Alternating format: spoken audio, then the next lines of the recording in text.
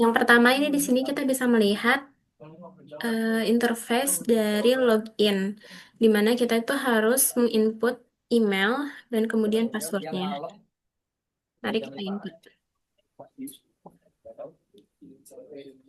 Kalau kita klik login, maka kita akan ditujukan ke dashboardnya. Oke. Sebelum menjelaskan tentang sistem informasi akuntansi penjualan, di sini saya memperkenalkan anggota saya, di mana anggota kami, di mana terdapat eh, Anissa Amila Dewi, kemudian ada Nadia Maharani, kemudian Salsabila Nazarina, dan Muhammad Akbar Rahmatullah Suherlan. Kemudian kita menuju ke dashboard. Ya, di dashboard ini merupakan tampilan dari rekapan penjualan yang sudah ada. Kita memiliki 11 barang, kemudian ada 12 pelanggan, kemudian ada 8 transaksi yang sudah terjadi dengan pendapatan total dari transaksi tersebut adalah 4.550. Kemudian di sini ada grafik penjualannya, dimulai dari tanggal 30 bulan Juni sampai hari ini meningkat. Kemudian di sini ada barang terlarisnya, bisa dilihat pie-nya, ada keterangannya juga. Kemudian ini merupakan transaksi terakhir yang telah terjadi. Ini adalah kalender hari ini dan ini adalah top 5 pelanggan aktif yang ada di jualan. Silahkan kepada Saudara Akbar. Oke, terima kasih Saudara Nisa. Jadi di sini kita sedang berada di halaman data penjualan. Nah, di data penjualan ini bisa terlihat ya ada tabel data penjualan yang salah satu fieldnya itu ada nomor transaksi, ada tanggal, nama pelanggan, total, metode pembayaran, status, dan aksi. Nah, di sini saya ingin menjelaskan tentang fitur cari pelanggan.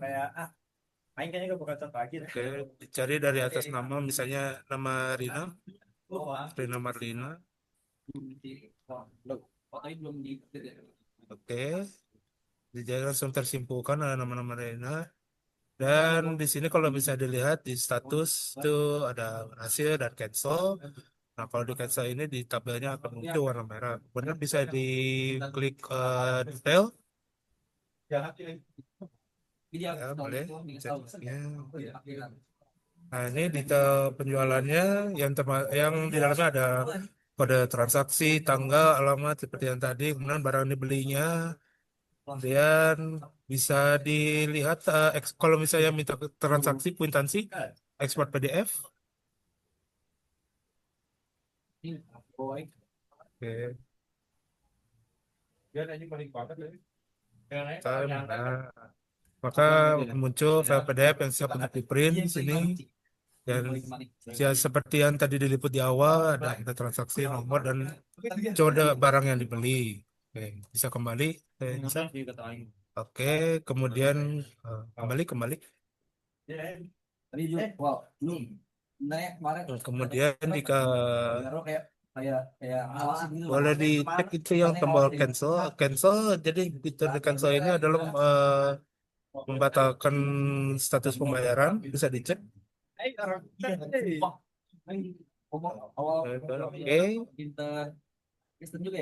Nah, data transaksi itu langsung tidak termasuk ke dalam data penjualan ini. Oke. Kemudian bisa, oke. Boleh lanjut ke transaksi penjualan.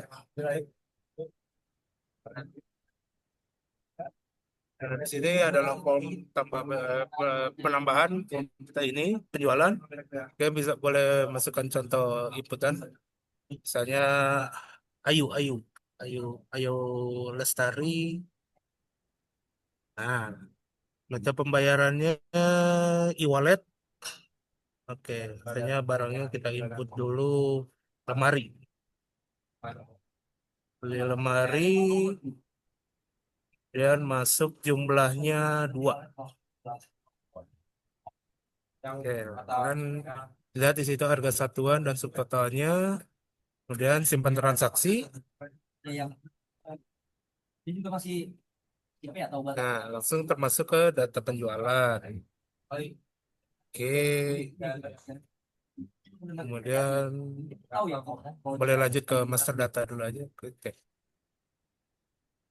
Baik, oke. terima Master kasih. data.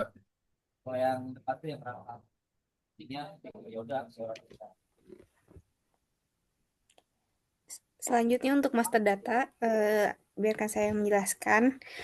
Untuk data barang ini ada kode, nama, jenis, satuan, harga beli, harga jual, stok, keterangan, dan di bagian aksi ini ada edit dan hapus. Di sini juga ada kolom pencarian.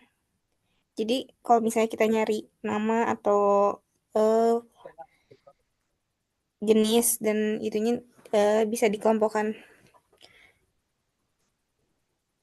Misalnya kita mau mencari transaksi apa barang lemari.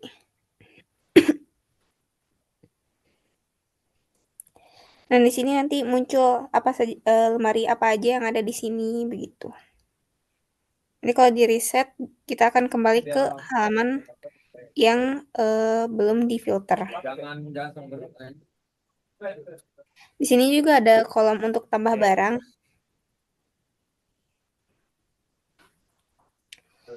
Jadi kita ketika kita mau menambah barang, kita bisa mengisi di sini.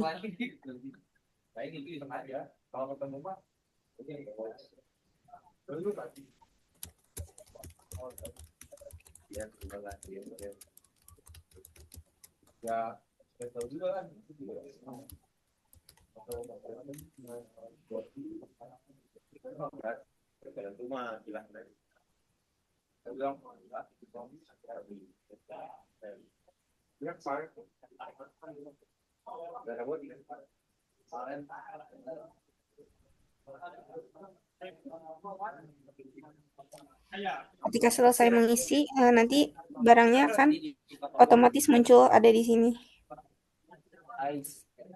Nah, terus bila apa ada yang berwarna merah itu biasanya itu tandanya stoknya di bawah 5 atau di bawah 5.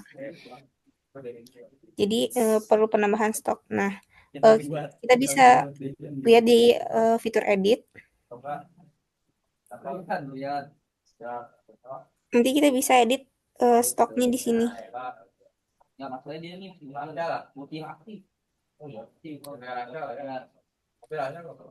Ketika diupdate nanti eh, barang tersebut sudah tidak berwarna merah. Begitu. Di sini juga ada kolom hapus.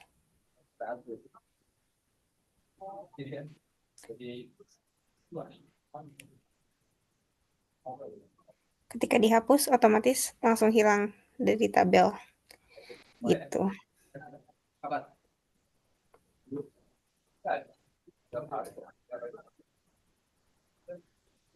Selanjutnya untuk pelanggan, ini adalah daftar-daftar pelanggan yang terdaftar di data kita.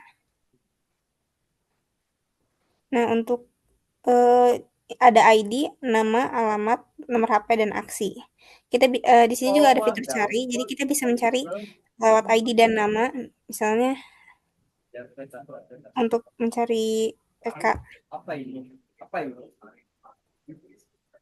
Nah, nanti langsung muncul. Nah, ini juga memfilter alamatnya. Jadi alamatnya juga yang ada huruf EK bisa muncul di sini. Nanti kalau di reset dia akan kembali ke halaman biasa. Lalu di sini ada fitur edit dan di sini kita bisa mengubah nama, alamat, dan nomor HP-nya.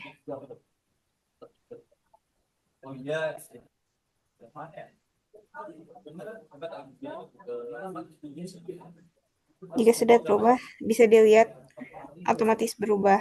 Di sini juga ada tambah pelanggan.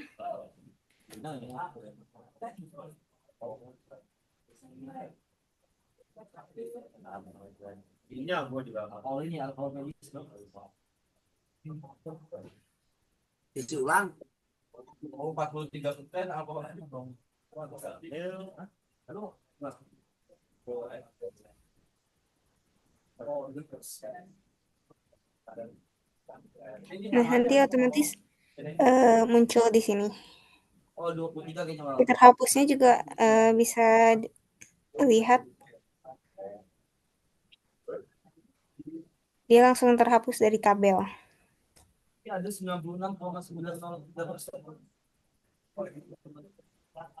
Ini untuk akun keuangan, jadi ini berhubungannya dengan laporan. Misalnya untuk laporan keuangan kita ngambil data akunnya dari sini, ada kode akun, nama akun, jenis, kategori, dan aksi. Kita juga bisa memilih kategori di sini. Misalnya untuk aset, dicari nanti di filter mana aja sih yang aset. Nah, gitu. Ketika di reset langsung kembali ke awal, dan semua fitur crowd-nya pun sudah jalan mulai dari edit.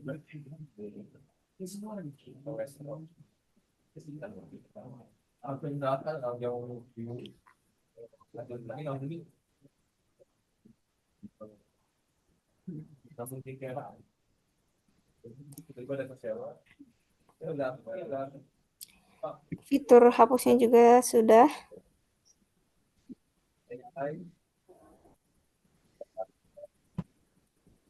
dan tambah akunnya juga bisa.